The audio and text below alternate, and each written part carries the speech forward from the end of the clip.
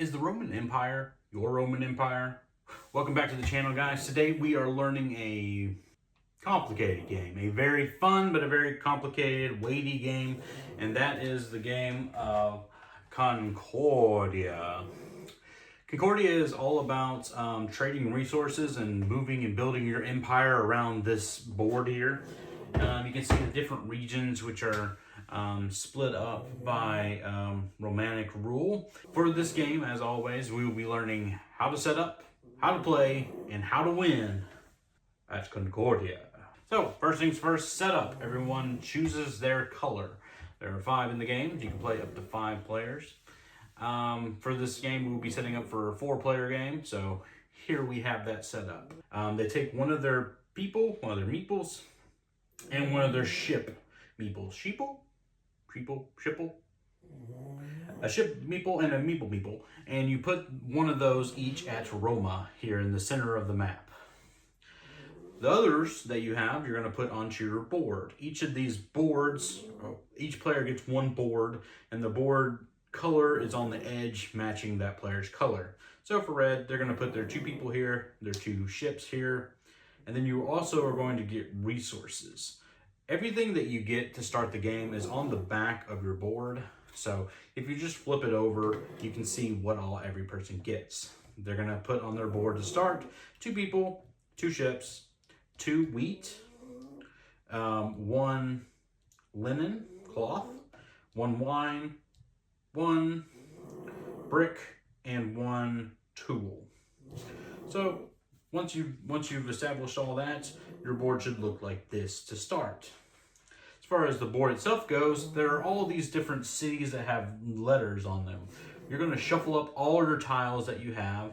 Tiles look like this on the other side. You're going to shuffle them up so that every game is different and different items are in different locations.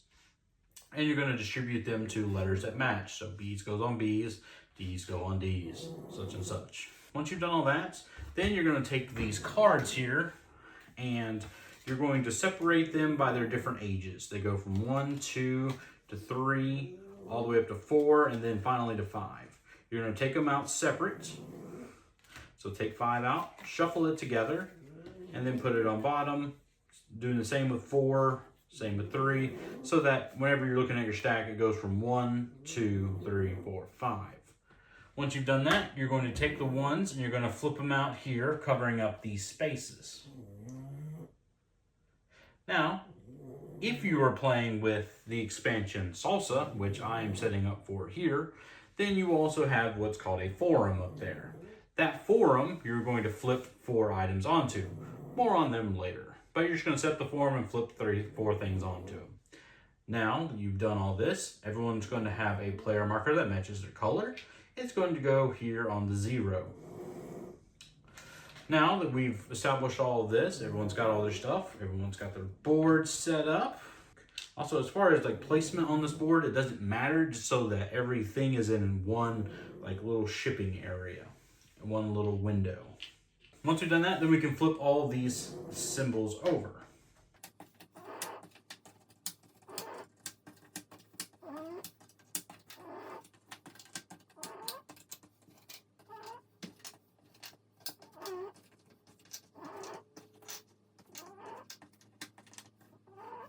Now that we've flipped everything, you'll notice that if you're playing the base game, you won't have this, which is salt, which acts as a wild card in this game. Instead, you'll have something else in replacement of that. But since I have my expansion built into mine, I'm just going to go ahead and keep it all together. So now you're going to look at each region, and you're going to see which one is the more expensive of them. So you're going to kind of go down your list here. Brick being the dirt cheapest, and linen/cloth being the most expensive. So the reason why we're doing this is we're going to set up this area up here. So in Gallia, linen is the most expensive good. You don't count salt, it'll be excluded. So in Gallia, we're going to put linen covering up that 2 there. In Germania, highest one is tool. So for Germania, we're going to put a tool there. Okay, now that all of that is done, you can see the different regions and see the different cities and what their cities provide. once you've done that, and we've done all of this, we are set up and ready to go. The only thing missing is money, which the number of money that every person gets is on the back of the card here. First player gets 5, second player gets 6, third player gets 7, fourth player gets 5, and if there's a fifth player, they would get 9. In order to determine who goes first in this game, it's done randomly, so you can choose to roll a dice as per the normal. That's a 1. I'm not going first. But anyways, Perfectus Magnus is an ability card here, which what this does is it grants the ability to do a prefect action double time, which we'll get into what all that means in just a minute. What you need to know now is that this is going to the last player. We're just going to play these players from left to right. So blue's going to go first, red's going to go last. So we're going to go ahead and give that Magnus to them. So now we're going to jump into the gameplay of this game. Things that are important for you to know as far as the finalized scoring goes. These cards are incredibly important. If you do not buy cards, you probably will not win this game. Anyone who's played this game can tell you that if you don't have a lot of those cards, you're probably not going to win. They are nothing but multipliers for the end of the game, and they're incredibly powerful, especially cards like Minerva here, which get you victory points depending on how many cities you have that match the good that's there. So if you have buildings that are on tools here and you have that card, it's a big time multiplier. Same with the farmer there, same with the mason. Things like that are things that are important to watch for. However, we'll get into that with scoring and what all that means. First thing we want to look at is your hand here, and everyone is going to have cards that have color on the back that matches them. Everyone will start out with 7 cards. In addition to that, you will have what is a building card, which just tells you the cost of everything. And then also a point card on the back that tells you victory points that you're going to get depending on what the cards are. Which, like I said, we'll get into that with scoring. But first thing is you need to look at your hand and see what all these do. On your turn, all you're going to do is you're going to play a card and do what that card says. Now, some of the cards are more complicated than others. First thing we're going to look at is an easy one. We're going to look at the Senator. What it says is you purchase up to 2 new personality cards and then add them into your hand. So you're going to look at these personality cards and choose 2 to purchase. Now it's up to 2, so you can choose only 1 if you want to. But you're going to choose a card and you're going to purchase it. The cost of the cards is depicted on the card themselves. So for the farmer here, it costs a brick and a food. Moving on down the line, you'll see that there's these little bubbles underneath them. These are additional costs. So this is like the cheapest one, and this would be the most expensive. So if you wanted to buy the prefect here, you would have to pay a wine and 2 cloth, which are the most expensive resource in the game. So it's not necessarily something advantageous. If you wanted to buy the architect here, the tool, a good of your choice, can be anything you want, and a cloth. Next thing, let's look at the Mercator. Mercator says you take 3 Sesteroth and trade up to 2 types of goods. Sesteroth is the currency of this game. You would just take 3 money, add it to your supply, and then you would trade up to 2 goods. Now, 2 types of goods. So what that means is you could buy 5 brick if you have the space in your building here to do so. And that all is considered 1 type of good. Then you could go back and sell 1 cloth, and that is a different type of good. Once you've bought and or sold 2 different goods, then you're done. That doesn't mean you can buy and sell a type and then buy and sell a different type. If you're buying brick and then you're selling something, you're done. Let's look at Architect, which is one that you're going to be playing a lot in this game, because it's the only way to move around this city. Technically, we are all in Rome here, all jam-packed in Rome. So if you want to move, you have to play the Architect. In order to do that, you are going to move your person and or boat number of spaces equal to the number of people and boats on your map. You'll see that you have a couple in your storage here. Once they get added onto your board, it increases how far you can move.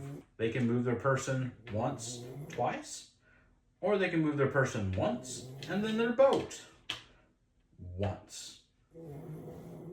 Rules for movement. You don't land on the cities. you land on the spaces between, which is good for you, honestly, because let's say you just moved your person twice. That's 1 from Rome. That would be 2. What you could do there is you could build a city here, or you could build a city here, or you could do both. So, because you're connected to both of them. With Architect, once you're done moving, then you can build cities. You can build in cities adjacent to your colonists, which your boats are also considered colonists. So if you wanted to build in both of these cities, you would just need to have what's on this card here. So in order to build into this city here, she would need a yellow, a food, which we have, $1, which we have, a brick, and that would be all you would need to build here. So they're ready to build here, they put a building there. If they wanted to build here, they would need a brick, a tool, and then $3. Now, they start with an amount of dollars. Let's just say they have 5 here. Then they would trade in that as well. Trade in 3. Boop, boop. And they get 2 back. Boop. So, once they've paid all that cost and they can build in both those cities, ta-da! And now they've built 2 buildings onto the map. That is an example of the Architect and what you use that for. That is used to build and to move around. You don't have to build, you don't have to move, but if you're playing the card, it's what you're allowed to do on the turn. Next thing, let's look at the prefects. Prefects. This allows you to turn over the active province tile to take the production bonus, and then the province produces. It's a lot of mumbo jumbo. Let me sum it down for you.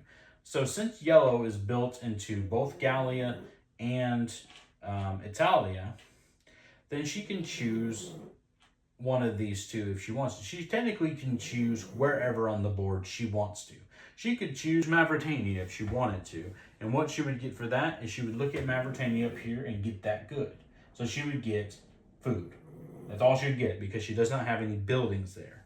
However, if she chose Gallia, she would get a loom, and then this would flip over. She'd get a loom. And then since she has a building on this tool building here, Tool City, she would also get a tool. Now her boat is completely full. She cannot take any more resources. If she gets any more, she would have to cull some to make room. If she chose Gallia, she would get a loom because that's what the symbol is here. And she would also get a tool because she has a building on a city in this location. However, let's say Red had also built in this area. Let's say they built on this food location here. What would happen then is they would also get a food onto their board. So you have to be kind of careful because whenever you're doing that, yes, you're benefiting, but anyone who is inside of that region is also benefiting. So it's a strategic element to place your places in places where other people are going to be triggering their places in order to get their goods from them places. That's prefect. However, it'll get to the point where all of these things are flipped over and there's a whole lot that are not available. What happens then is you can also use prefect and flip all of these that are showing the backside. And what will happen is you'll get Sestroth or money in replacement. So 2, 4, 6, 8, 10. That's $11 that you would get by activating your prefect. And then those are reset for someone else to come in and flip it. That's how prefects work. You start with 2 of those in your deck. Next thing is Diplomat. One thing that's important for this game is that once you've laid down a card for your turn, such as the Architect, you keep that available for everyone to see. So yellow would keep that in front of them so that the other players would know what their most recently played card is, which, let's say, the prefect. Then what would happen is someone else would play their Diplomat, and all it says is use an opponent's top face-up personality card in their discard pile. So green could use prefect or whatever card red has, whatever card blue has available. Basically, it's a way of copying someone else's card.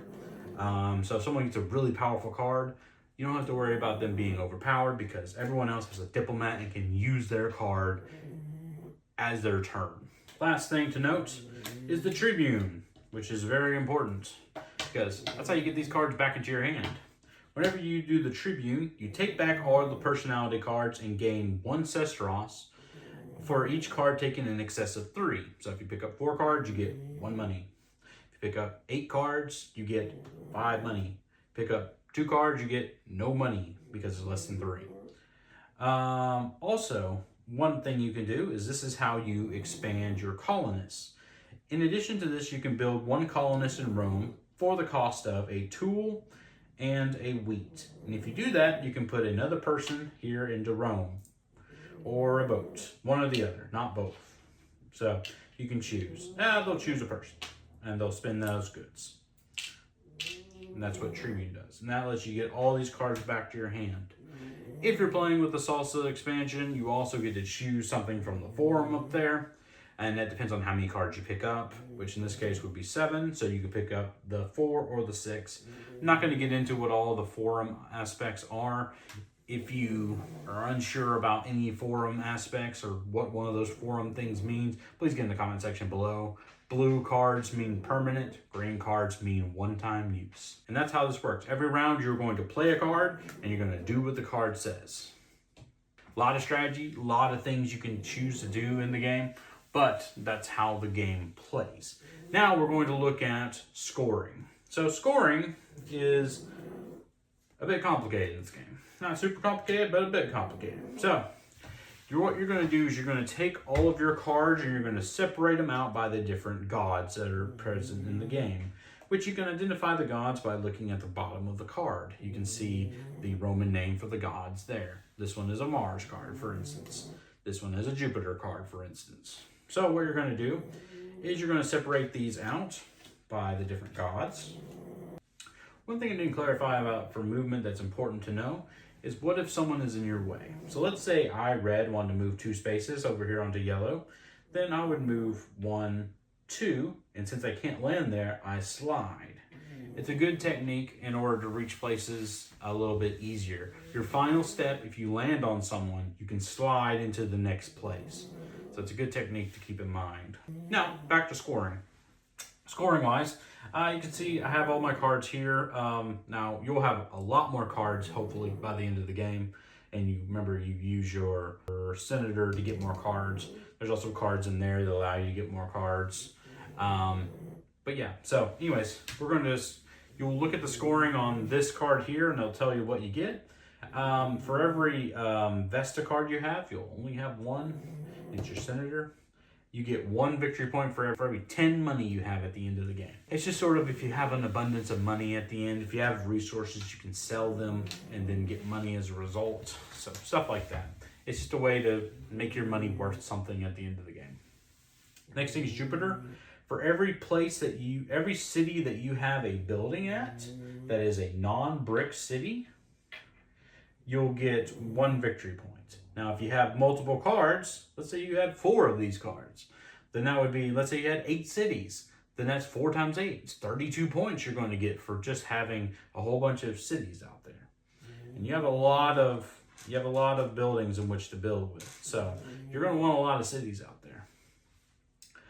Next thing is Saturn. That's provinces. So for every one of these different colored areas that you have on the board, there are 12 of them. If you're in Asia, if you're in Syria, if you're in Egyptus, if you're in Libya, if you're in Germania, Gallia, blah, blah, blah, blah, blah.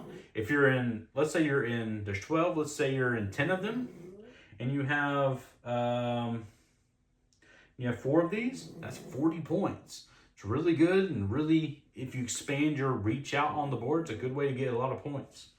Next thing is Mercury, and what that is production. So for, depending on how many different forms of production you have, is how many victory points you get. So if you can produce wine, if you can produce food, if you can produce linens, if you can produce tools, depending on how many you have. Let's say there's 5 of them, plus 6 if you count this, which I don't typically. Well, let's say you have all 5 of them.